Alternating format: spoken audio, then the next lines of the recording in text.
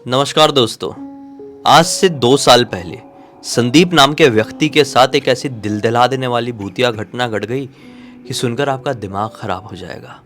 आइए बिना देरी किए जिया की जुबानी पूरी की पूरी कहानी डिटेल में जानते हैं। ये जो घटना घटी थी ना संदीप के साथ, उन्होंने कभी इमेजिन नहीं किया था कि मेरी ज़िंदगी में ऐसी भी कोई घटना घट सकती है और जिसके बारे में मैं कभी सोच भी नहीं सकता, हमारे गांव वाले लोग भी कभी सोच नहीं सकते, वो उनको सुनने को मिलेगा, वो मैं एक्सपीरियंस करूँगा। सबसे पहले हमको जानना चाहिए संदीप कहाँ का रहने वाला है और कैसे उस जगह पे पहुंचा जो घटना घट गई। जो संदीप है ये बिहार के एक छोटे से गांव का रहने वाला आदमी। ये हमेशा से अपने बिहार के छोटे से गांव में ही रहा था। इसने ज़्यादा पढ़ाई लिखाई किया नहीं क्योंकि एक गरीब फैमिली से बिलोंग करता था। तो घर वाले खेती बाड़ी कर रहे हैं, मम्मी पापा दोनों, उसी से इनका घर चल रहा है। 3 बहनें थी, तीनों बहनों की शादी भी करवाना था, तो इसने ज़्यादा पढ़ाई लिखाई नहीं किया था।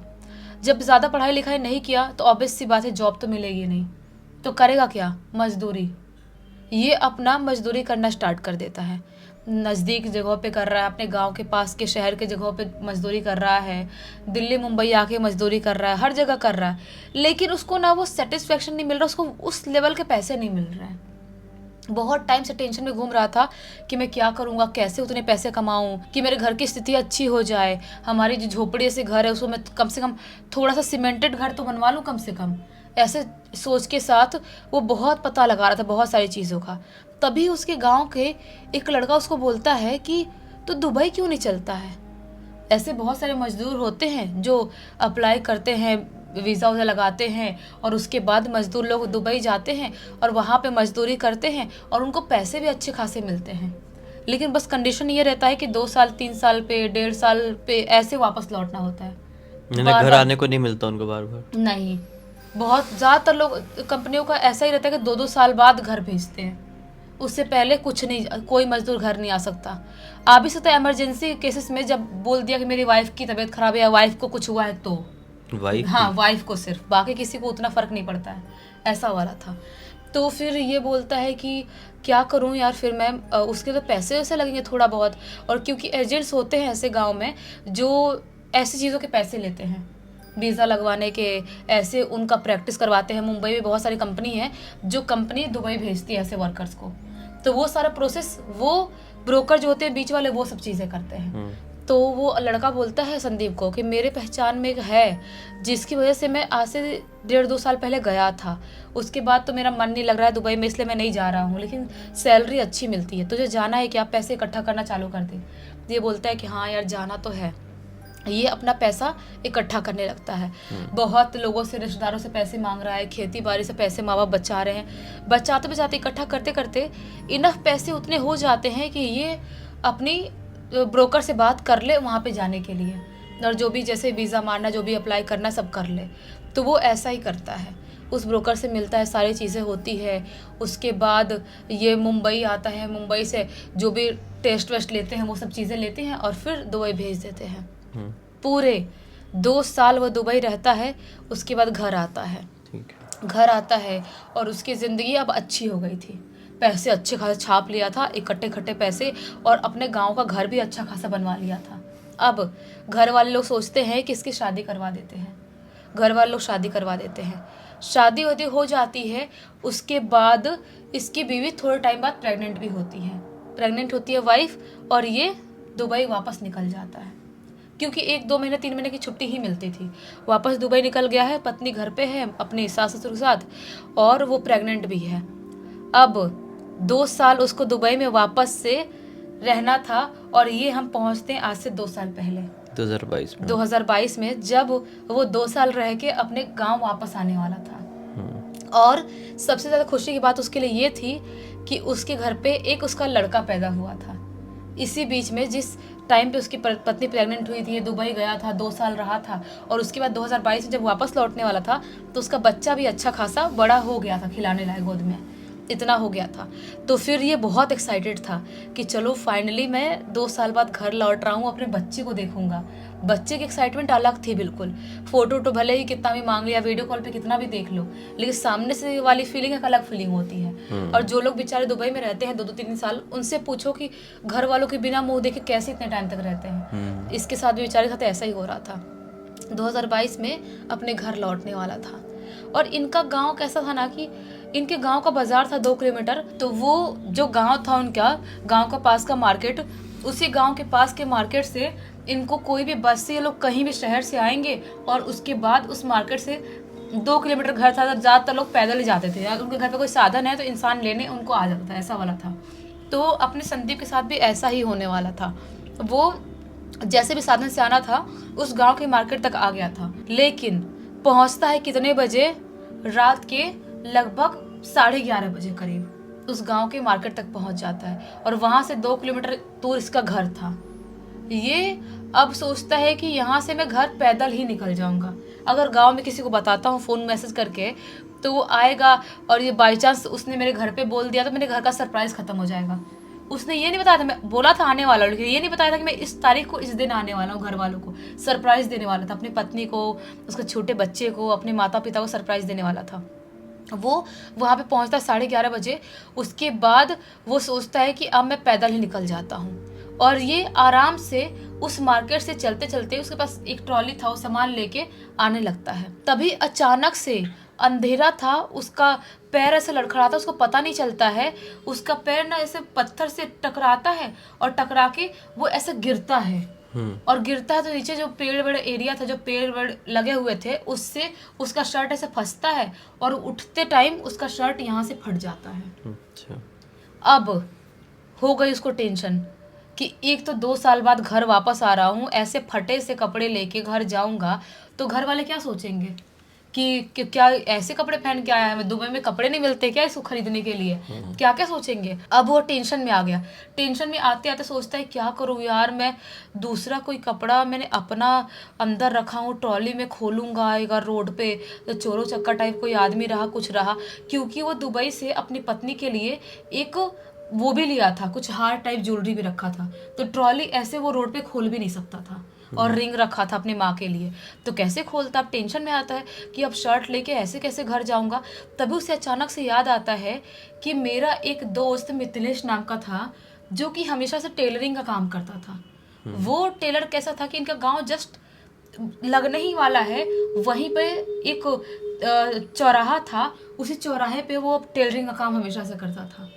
और आज 2 साल हो गए थे दुबई रह रहा था ये, और उससे 2 साल से ना ही मिला था ना ही बातचीत हुई थी। वैसे गांव के लोगों से कम ही बातचीत होती थी। सोचता है कि अगर उसका बाई चांस खुला रहा, क्योंकि लेट रात तक वो अपना काम वाम करता है, तो उसका बाई चांस उसका ओपन रहा दुकान तो मैं अपना शर्ट सिलवा लूँगा और वहीं से पहन के अपने घर के लिए निकल जाऊँगा। वो ऐसा ही करता है, चलते चलते चलते फटा हुआ शर्ट के साथ ही अपने गाँव के चौराहे के पास पहुँच जाता है। वहाँ पे पहुँचता है, देखता है कि मिथिलेश का जो दुकान है वो खुला हुआ है। मिथिलेश का दुकान भी खुला हुआ है। वो उसके दुकान के अंदर जाता है, देखता है कि मिथिलेश कुछ ना कुछ सिलाई कर रहा है। उसको बोलता है, अरे भाई बहुत टाइम बाद मिथिलेश क्या कर रहा है तू, कि क्या सिलाई कर रहा है, 1-2 साल बाद आया हूँ, देख किस्मत भी कहाँ लेके आ गई, मेरा शर्ट फट गया और मैं तेरे पास सिलवाने के लिए लेके आ गया। अभी मैं तू फटाफट ले मेरा शर्ट सिल डाल, उसके बाद पहन के घर जाऊँ मैं। तो मिथिलेश का रिएक्शन ज़्यादा कुछ खुश नहीं था। ये देख के शॉक्ड होता है थोड़ा सा कि मिथिलेश खुश क्यों नहीं हो रहा है। मतलब 2 साल बाद उसका दोस्त उससे मिल रहा है, बातचीत भी नहीं हुई, उसके बारे में भी गांव से किसी ने कुछ बातचीत नहीं की, अपनी पत्नी तक से नहीं पूछा मैंने, और अच्छा खासा दोस्त है मेरा, तो बात क्यों नहीं कर रहा। उसको अंदर से ऐसा कन्फ्यूज़न होता है, लेकिन मिथिलेश कुछ नहीं बोलता है। ये बोलता है कि क्या भाई किसी बात को लेके नाराज़ है। संदीप ऐसा बोलता है कि क्या तू शर्ट सिलेगा मेरा कि नहीं सिलेगा, फिर जाऊँ मैं ऐसी फटा हुआ पहन के। वो बोलता है नहीं सिल जाएगा, निकाल के दे। इतना ही बस बोलता है। वो अपना शर्ट निकाल के मिथिलेश को दे देता है और मिथिलेश शर्ट सिलना चालू कर देता है। वो वहीं पर एक छोटा सा बेंच लगा हुआ था, उस बेंच पे बैठ जाता है अपना संदीप, और बैठ कर इंतजार करने लगता है कि अब सिलेगा। वो धीरे धीरे आराम आराम से शर्ट देख रहा है, अभी सिलने जा रहा है। तभी अचानक से अजीब सा ठंडी हवा का जोर से झोंका अंदर आता है। उसको अचानक ठंड सी लगती है संदीप को। बोलता है संदीप उसको, मिथिलेश को, यार ठंड का टाइम तो नहीं है, गांव में गर्मी का टाइम चल रहा है, तो इतनी ठंडी हवा तेरे ही इसमें क्यों आ रही, दुकान में आ रही है भाई, तूने एसी फिट कर दिया है क्या दुकान के बाहर, जो इतनी ठंडी हवा आ रही है। मजाक कर रहा है संदीप उससे, मिथिलेश से। मिथिलेश कुछ नहीं बोल रहा है, अभी भी शर्ट को देख रहा है। बोलता है संदीप क्या कर रहा है भाई, कितना देखेगा, सिल जल्दी जल्दी जाऊँ मैं घर पे सामान वामान लेके, पत्नी बच्चों को सरप्राइज दो थोड़ा मैं। तो ये बोलता है कि सिल रहा है। वो अब लेता है और मशीन पे लगा के सिलना चालू कर देता है। मिथिलेश सिल रहा है, सिल रहा है, सिल रहा है। संदीप उसको देख रहा है, बस देख ही रहा है, और वो सिल रहा है। उसको देख के थोड़ा सा ना संदीप को वियर्ड लगता है कि ये मुझसे बात क्यों नहीं कर रहा है, ऐसे पोकर फेस लेके, ऐसे एक्सप्रेशन लेके सिर्फ सिल ही रहा है, एक बूंद बात नहीं कर रहा। मैं इतना बात करने की कोशिश कर रहा हूँ कि हमारे घर से इसके घर का झगड़ा तो नहीं हो गया है, क्यों ऐसी हरकत कर रहा है ये कुछ नहीं बोल रहा। उसको देख ही रहा, देखते देखते देखते अचानक से जो मिथिलेश था ना, वो अपना हाथ मशीन के अंदर डाल देता है जहाँ पे वो सिलते हैं कपड़े, और वैसे ही मशीन चल रही है। पूरा उसका हाथ उसके अंदर जा रहा है, मशीन चल रही है, पूरा खून ही खून हो गया। अभी भी उसके एक्सप्रेशन बस यही है, ऐसे सिल रहा है और ऐसे एक्सप्रेशन है उसके। जोर से चिल्लाता संदीप, बोलते है पागल है क्या, उसका हाथ से निकालते, बोलते है पागल है क्या तू, तेरा पूरा हाथ कट गया, खून ही खून हो गया, क्यों ऐसा कर रहा है भाई, कोई डिप्रेशन कोई टेंशन नहीं क्या तुझे, पता मुझे। वो अभी भी कुछ नहीं बोल रहा है। तभी अचानक से दुकान के बाहर वाले एरिया से किसी के हंसने की आवाज आती है, जोर जोर से हंसने की आवाज आती है। ये टेंशन में कि बाहर से कौन हंस रहा है भाई, और इसकी मिथिलेश की ऐसी हालत है। संदीप बाहर जाते देखने के लिए कौन हंस रहा है जोर जोर से। बाहर जाके देखता है कोई भी इंसान नहीं है, बस हंसने की आवाज आ रही थी। और जैसे ही वापस से उसके मिथिलेश के दुकान में वापस से एंटर करता है और जो देखता है ना, पूरी तरह से शॉक्ड हो जाता है। क्या देखता है कि अभी भी मिथिलेश का हाथ वैसे ही मशीन के अंदर चल रहा है, पूरा खून ही खून हो रहा है, और उसकी पूरी शक्ल, उसका पूरा ये वाला पार्ट उसका पूरा तरह से सड़ा हुआ है। अचानक से देखता है कि पूरी तरह से सड़ा हुआ है, और वो बस ऐसे उसके मुंह से खून निकल रहा है, हाथ से खून निकल रहा है, ऐसे सिला जा रहा है, सिला जा रहा है। और जैसे ही उसकी ऐसी शक्ल देखता है संदीप, जोर से चीखता है, इतनी जोर से चीखता है, और बिना शर्ट पहने उस दुकान से बाहर भागता है। और जैसे ही बाहर भागता है, ये जो मिथिलेश था वो जोर से वो भी चीखता है, और जैसे ही वो चीखता है, ये पीछे मुड़ के देखता है उसके दुकान की तरफ। वो अपने दुकान की तरफ अजीब सी भयानक सी अवस्था में खड़ा है, और जोर जोर से चिल्ला रहा है, अजीब सी आवाज निकाल रहा है। और ये चीज देख के अपना घबरा गया था, अपना पूरी तरह से घबरा गया था जो भी अपना संदीप है। ये बोलता है भाड़ में गया सामान, भाड़ में गई चीजें, मेरे को भागना पड़ेगा। जो भी मेरा सोना है, मेरी वाइफ का सब चीजें मेरी जान से बढ़ के थोड़ी है। ये मिथिलेश इंसान है भी कि नहीं, कोई इंसान ऐसे कैसे दिखाई दे सकता, मेरा दोस्त था अभी तक कितने सालों से, बचपन से, और ऐसी हालत में क्यों दिखाई दे रहा है। वो भागना स्टार्ट करता है, भागते भागते भागते भागते बिना पीछे मुड़े देखे अपने गांव, अपने घर पहुंच जाता है, और चिल्लाते हुए पूरे घर वालों को हर चीज़ बता देता है। बिना शर्ट के नंगा गया हुआ है पूरे गांव में। गांव वाले लोग इकट्ठे होते हैं, इसे घर वाले लोग सब लोग भागते हुए उसके मिथिलेश के दुकान के पास आते हैं। गांव वाले, घर वाले कुछ भी इसको नहीं बोल रहे हैं। ये पूछ भी रहे मिथिलेश की हालत ऐसी क्यों है, ऐसा क्यों दिखाई दे रहा था, कुछ भी कोई नहीं बोल रहा है। बोल रहा है चल तू बस जल्दी चल, तेरा सामान वहाँ है ना, चल।